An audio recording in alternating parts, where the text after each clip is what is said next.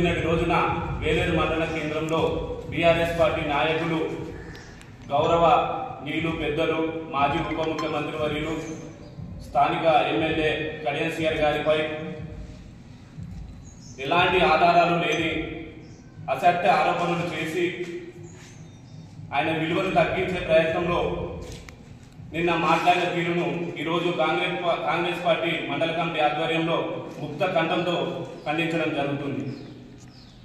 అదేవిధంగా నిన్న ఒక మహిళ ఉండి మేము ఇన్ని రోజులు కూడా ఏ రోజు కూడా ఆమెతో మాట్లాడతాను కూడా ఎప్పుడు కూడా మేము మాట్లాడలేము. కావాల్సుకొని కాంగ్రెస్ పార్టీలో మేము మా పని మేము చేసుకుంటూ గ్రామాలను మండలాలను ఎట్లా డెవలప్ చేసుకోవాలనే ప్రయత్నంలో గౌరవ ఎమ్మెల్యే గారితో పాటు మేము ముందుకుంటూ పోతున్న క్రమంలో వీళ్ళు పని చేసుకుంటూ పోతే గ్రామాలలో మండలాల్లో వీళ్ళకి పేరు వస్తుంది. కాబట్టి వీళ్ళ మైండ్ని మొత్తం డైవర్ట్ చేయాలంటే ఏదో ఒకటి తీసుకొచ్చి వీళ్ళకి రుద్దాలనే ప్రయత్నంలో భాగంగా కాంగ్రెస్ పార్టీకి రుద్దాలి, ఈ నాయకులకు రుద్దాలి, వీళ్ళని ఎట్లా వీళ్ళు మచ్చలేని మనుషులు కాబట్టి మనం ఒక మచ్చలు గుర్తియాలనే ఉద్దేశం మీద స్థాయికి మించి జెడ్పీటీసీ గారు మాట్లాడుతూ మాజీ జెడ్పీటీసీ గారు మాట్లాడుతూ ఎవరిని పడితే వాళ్ళని దూషించినట్టు మాట్లాడుతున్నారు.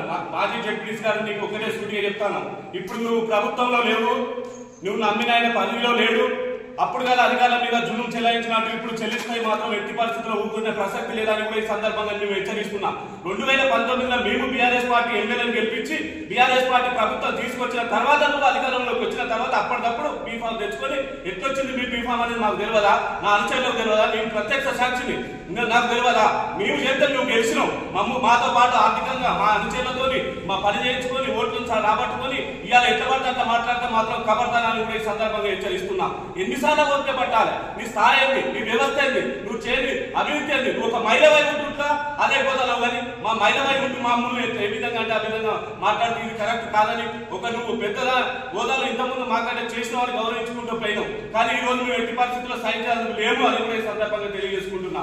నువ్వు చేసిన అభివృద్ధి తెలియదా, నువ్వు ఎస్సీ ఎస్టీ మీద కొట్టిన దాడి తెలియదా, మాకు నీ భర్త చేసిన దాడి తెలియదా, అమాయకుల మీద కేసులు పెట్టించింది తెలియదా, నువ్వు మీ అన్నయ్య దగ్గరికి వస్తే మామూలు వస్తే వీడు ఎందుకు వచ్చిండు వీడు ఎందుకు వచ్చిందని వాళ్ళ చుట్టూ చూసుకుంటూ ఉన్నావు. కానీ ఏ రోజన్నా నువ్వు ఒక్కసారి నువ్వు మండలం అభివృద్ధి చెందిందా లేదా ఏ రోజన్నా ఆలోచించడం అని ఈ సందర్భంగా మేము తెలియజేసుకుంటున్నాం. ఈ రోజు కమిషన్లు ఎవరు తీసుకున్నారు, నీ మీద అవినీతి ఆరోపణలు ఎందుకు వస్తున్నాయి, ఒక్క భూమిని 10 మందికి ఎందుకు తప్పినావు అనేది మండల ప్రజలందరూ గమనిస్తున్నారని కూడా ఈ సందర్భంగా నేను తెలియజేసుకుంటున్నా. వచ్చినాని మాటలు మాట్లాడి మమ్మల్ని రెచ్చగొట్టి కావాలని మా మైండ్ మేము చేసే పనులకు ఆటంకం కలిగించుకుంటూ మేము గ్రామాలలో అభివృద్ధి చేయకుండా అడ్డుపడుతున్నది ఈ రోజు మాజీ జెడ్పీటీసీ సభ్యురాలు సాడ సరిత గారు అని కూడా ఈ సందర్భంగా నేను తెలియజేసుకుంటున్నాను. ప్రతిసారి ఎమ్మెల్యే గారిని టార్గెట్ చేసుకొని మాట్లాడుతుంది. ఎమ్మెల్యే గారిని టార్గెట్ చేసుకునే స్థాయి నీదా అని నేను ఈ సందర్భంగా నేను అడగదలుచుకున్నాను. మాజీ ఉప ముఖ్యమంత్రి హోదాలో ఉన్నటువంటి వ్యక్తి, ఆయన 30 సంవత్సరాల సుదీర్ఘమైన రాజకీయ చరిత్రన్నటువంటి వ్యక్తిని ప్రతిసారి ఎమ్మెల్యే మీదకి మాట్లాడుతున్నావు. నీది ఏంది, నీ స్థాయి మళ్ళీ కూడా నీది బీజేపీ 2వ స్థానానికి వేయింది. మొన్న ఎంపీ ఎలక్షన్ లా టీఆర్ఎస్ పార్టీ 3వ స్థానానికి వేయింది. నీ ఊళ్ళోనే కరెక్ట్ లేదు, అంత చిన్న విలేజ్ లో నీకు పట్టు లేదు, వీడికి వచ్చి బాగా మాట్లాడతాను, మా ఊళ్ళో మీద పెట్టాలని చెప్తాను. నువ్వు అదే బీఆర్ఎస్ పార్టీలో నాకున్న సమాచారం ప్రకారం నాకున్న రిపోర్ట్ ప్రకారం బీఆర్ఎస్ పార్టీలో ఉన్న 10 మందిలో నువ్వు వర్గాలు సృష్టించి నాదే నడవాలని ఒక్కొక్క మొగోళ్ళ మీదకి వాళ్ళను ఎంత ఏ విధంగా ఇబ్బంది పెడతాను అని నాకు తెలియదా.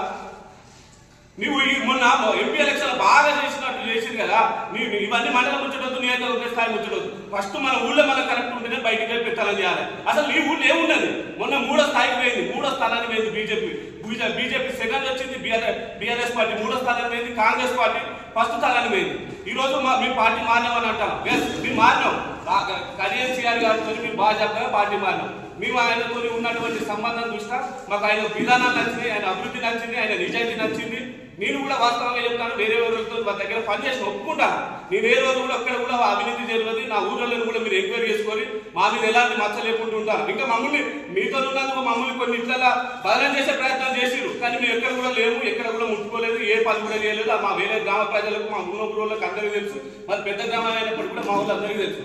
ఈ రోజు మాకు కడియం సిఆర్ నాకైతే నా వరకే చెప్తాను, కడియం సిఆర్ వ్యక్తిత్వం నచ్చింది, కడియం సిఆర్ నిజాయితీ నచ్చింది, కడియం సిఆర్ నిబద్ధత నచ్చింది నాకు. కాబట్టి నేను ఆయనతో జాయిన్ అయినా, నాతో పాటు కొన్ని 100 మంది అనుచరులు కూడా జాయిన్ అవ్వడం జరిగింది. మేము జాయిన్ అయిన క్రమంలో పార్టీ మారిందంటే ఏమో వీళ్ళు ఒక్కరే చేస్తేనే మొన్న మెజార్టీ వచ్చిందా.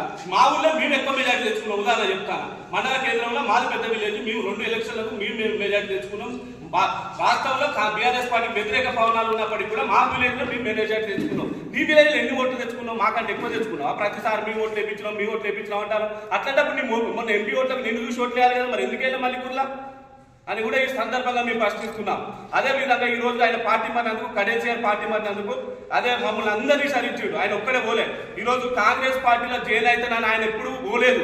కాంగ్రెస్ పార్టీ అగ్రనాయకులు, రాష్ట్ర అగ్రనాయకులు, దేశ అగ్రనాయకులు అందరూ ఆయన ఇంటికి క్యూ కట్టి మీరు రావాలి, ప్రభుత్వానికి పార్టీకి మీ సలహాలు మీ సూచనలు ఉండాలని ఆ రోజు వస్తే ఆయన యుద్ధం కూడా కేసీఆర్ గారు మాట్లాడలే. ఈ సందర్భంగా మీకు తెలియజేస్తాను, ప్రజలకు కూడా తెలియాలి. ఏమన్నాడంటే నా అనుచరులు, నన్ను నమ్మిన నా నియోజకవర్గ ప్రజలను అందరినీ విచారించిన తర్వాతనే వస్తానని చెప్పడం జరిగింది. నేను అక్కడ ఆ రోజు 5 రోజులు అనుకోకుండా పోయిన తర్వాత ఇట్లా అంటారంటే ఇట్లా కాదని ఒక రోజు ఏం చేసిండు, అన్ని కులాలను, అన్ని మతాలను, అన్ని వర్గాలను, అన్ని మా పార్టీకి అవసరం ఆయన సపోర్ట్ చేసిన వాళ్ళు అందరినీ వినిపించారు. దాదాపుగా కొన్ని వేల మంది అక్కడికి వచ్చారు. వస్తే అక్కడ ఎక్కువ మెజార్టీ ఏమన్నారంటే 80% మెజార్టీ మీరు పార్టీ మారాలి సార్, ఎందుకంటే మీరు అధికారికంగా ప్రకటించి ఇది ఒక్కసారి నేను రాజకీయం చేస్తా మళ్ళీ నిలబడతాన్నారు కాబట్టి నియోజకవర్గ అభివృద్ధి కోసం మీరు మారాలని అక్కడ ఉన్నోళ్ళు ఒత్తిడి చేస్తే, అక్కడ ఉన్నోళ్ళు చెప్తే అవన్నీ సలహాలు సూచనలు తీసుకొని పార్టీ మారడం జరిగింది. అట్లా అనుకుంటే బీఆర్ఎస్ పార్టీలో అందరూ ఉన్నప్పుడు ఈ ఎంతమంది మారారు, ఎంతమంది పార్టీ కన్వీనర్ మార్చారు, పార్టీ ఫిరాయింపులు ఎన్ని చేశారు అనేది దేశం అంతా తెలియదా, రాష్ట్రం అంతా తెలియదా? ఒక వ్యక్తి మాట్లాడతాడు, ఇంకొక వ్యక్తి మాట్లాడతాడు. ఆ విధంగా జరిగింది. ఆ జరిగిన తర్వాత ఆయన పార్టీ మారవలసిన పరిస్థితి వచ్చింది.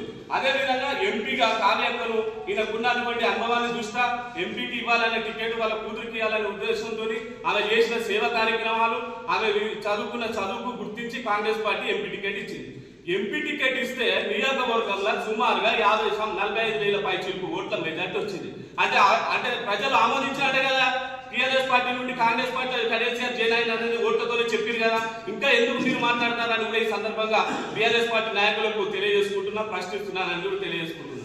అదే విధంగా ఇంకొక నాయకుడు మాట్లాడతాడు, ఆయనకు పెంచి కుక్కలు అంటాడు. ఎస్, నువ్వు కూడా ఒక నాయకుడి దగ్గర పనిచేస్తాను, నువ్వే కుక్క జాతికి చెందినవని మొదలు చెప్పినాక మేము దానికి సమాధానం చెప్తాను. మేము ఏడ పనిచేసినా నీతి నిబంధనలతో పని చేసుకుంటూ పోతాను. నువ్వు జైన్ అయినప్పుడు నీతో ఎంతమంది జైన్ అయింది, ఎంపీడీ సోదరుల జైన్ అయితే ఎంతమంది జైన్ అయ్యారు, నీ వ్యక్తిత్వం ఏంటంటే ఊరు జనానికి తెలియదా అని కూడా ఈ సందర్భంగా మేము హెచ్చరిస్తాం. కుక్కలని సంబంధించుతావా? ఎందుకు సంబంధించినావు? మేము ఏ రోజు నా విధంగా గౌరవంగా మాట్లాడతాం, ఉన్నతంగా మాట్లాడతాం, ఎక్కడ 10 మంది ఉంటే మేము బాగా మాట్లాడతాం. నువ్వు ఈరోజు మాట పట్టుకొని స్థాయికి మించి కుక్కలు నక్క ఇవన్నీ మాట్లాడుకుంటూ పోతే కుక్కలు ఎవరు? నువ్వు ఒక నాయకుడి దగ్గర పనిచేస్తాను, నువ్వే కుక్కకు సంబంధించి ఏ జాతికి చెందిన నువ్వు చెప్పాలని కూడా ఈ సందర్భంగా మేము ప్రశ్నిస్తాను. బహిరంగ చర్చకు సవాల్ అంటాడు. బహిరంగ చర్చకు అంబేద్కర్ గారు మీరు సవాల్ డేట్ ఆయన చెప్పుమారు మేమే వస్తాం. బహిరంగ చర్చకు మీరు సవాలు తీసుకుంటానా? దేని మీద చర్చ పెట్టాడో అంబేద్కర్ గారికి రమ్మను, మీరు దానికి కట్టుబడి ఉంటామని కూడా ఈ సందర్భంగా తెలియజేసుకుంటున్నాం. అదే విధంగా ఈరోజు రామరెడ్డి వేలేరు గ్రామానికి చెందినటువంటి నారాయణగిరి గ్రామానికి చెందిన రామరెడ్డి గారు, ఆయనకు అసలు అన్నకు రాజకీయాలతో ఎక్కువ కూడా ఉండనే ఉంటాడు. ఆయనకు కావాల్సింది ఉదాహరణకు చెప్తే ఎవరికైనా నా ఊరు అనే స్వార్థం ఉంటుంది, కానీ నా రామరెడ్డి అనే వ్యక్తికి ఏ ఊరు అనే స్వార్థం ఉంటుంది, అన్ని ఊర్లు నాయన ఉద్దేశంతో ఇవాళ ఒక 10,000 5,000 కన్నా ఖర్చు పెట్టాలని కొందరు నాయకులు కొందరు వ్యక్తులు భయపడతారు. అలాంటి కొన్ని లక్షల రూపాయలు ఈ రోజు కాదు కొన్ని సంవత్సరాల నుండి ఆయన సొంత పైసలు వేచించి లైట్లే కానివ్వండి, ఇప్పుడన్నా వచ్చిన పెద్ద లైట్ అనేది కానీ అప్పుడు లైట్ అనేది లేకున్నప్పుడే ఊరికొక లైట్ కానివ్వండి, సొంత ఖర్చులతో ఊరు లేపించడం కానివ్వండి, ఎంతో మంది పేదలకు ఆర్థిక సాయం చేయడం కానీ, ఊరు కాకుండా కానీ మండలాలు దాటి కూడా సేవా కార్యక్రమాలు చేసింది.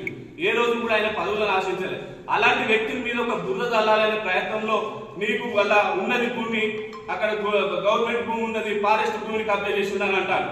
ఆయనను కనుక ఫారెస్ట్ భూమికి సవాల్ అన్నారు కదా, ఇదే రామరెడ్డి అన్న కూడా మేము కూడా విజ్ఞప్తి చేస్తాను. అన్న మీరు ఒక డేట్ పెట్టుకుని మేము కూడా వస్తాం, వాళ్ళ ఇచ్చిన సవాలు మీరు స్వీకరించి దాన్ని ఏ రోజైతే నారాయణగిరిలో ప్రోగ్రాం పెట్టి ఈయనకు ఉన్నటువంటి 3 ఎకరాలపై భూమి కంటే ఎక్కువ ఉన్నట్టయితే ఆయన సొంత భూమి కాదు, ఆయన ఇల్లు కూడా ప్రజల కోసం రాసిస్తాడని కూడా మేము విజ్ఞప్తి చేస్తాం అన్నను.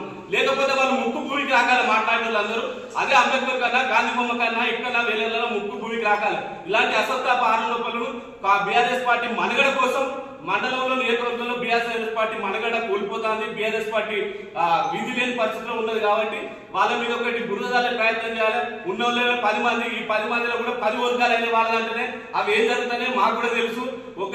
దేని గురించి జరుగుతుంది, ఎప్పుడున్నా ఆర్థిక లావాదేవీలు కానీ వాళ్ళ గొడవలు అవన్నీ అందరికీ తెలిసిన విషయమే.